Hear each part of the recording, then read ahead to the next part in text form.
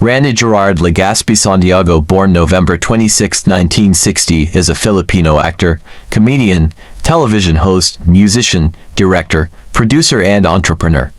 He is the older brother of Raymart Santiago, Roel Santiago and really Pablo L. Santiago Jr. He graduated from De La Salle University. Santiago is rarely seen in public without sunglasses due to lazy eye.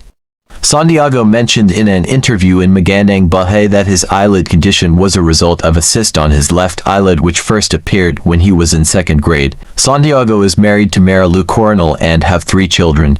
Rafael, born 1991, Ryan 1993 to 2017, and Reiko, born 2002. Sa mami. Jim, si Edison, nakilala mo na bago nating kapitbahay? Nakilala ko.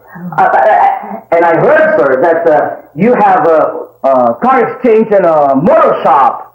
Well, you see, I am a master... Ikaw kaya? Marami ako niyan. Marami ka na nito? Salamin. Yan. Nga, ganda-ganda. Ano ba? Hindi naman ako naglalabas. Laki pala ng bahay niyo. Nasa nature ng trabaho ko, kaya, ayun, nagtanong-tanong ako. At saka, ika nga if there's a will, there's a way.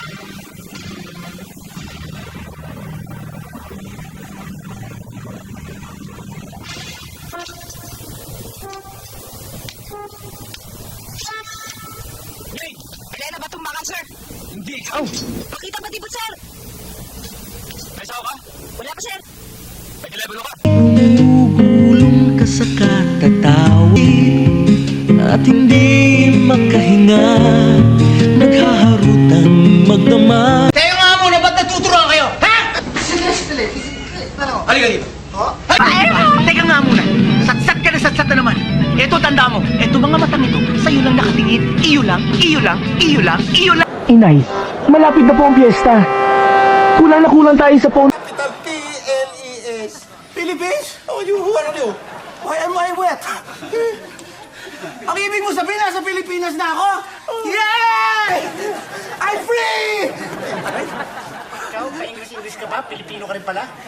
Hindi, paano naman? Akala ko nasa Amerika ako, di syempre mag-i-English ako. Pero nasa Pilipinas na talaga ako. Pero it doesn't work that way. Alam niyo, ang pag-ibig, kusang dumarating yan.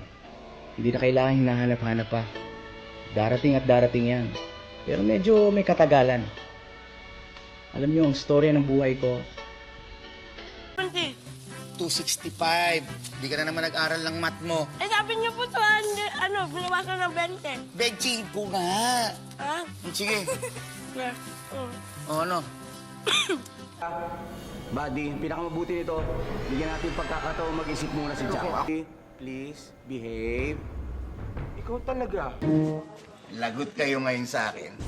Dahil nagbabalik na si Chairman Baby. Naintindihan ko naman nyo sa lahat ng mga pinagdadaanan nyo ngayon. Tsaka, hindi ko man lang natulungan si Tristan ngayon. Sinisiguro kong itutuloy ko ang lahat ng pagiging tatay. Charles na mukhang nanungkit pa ng damit ng babae sa sampayan. Charles, nakascore ka? I'm an icon, man. I'm a girl about a 10. I should fuck her in a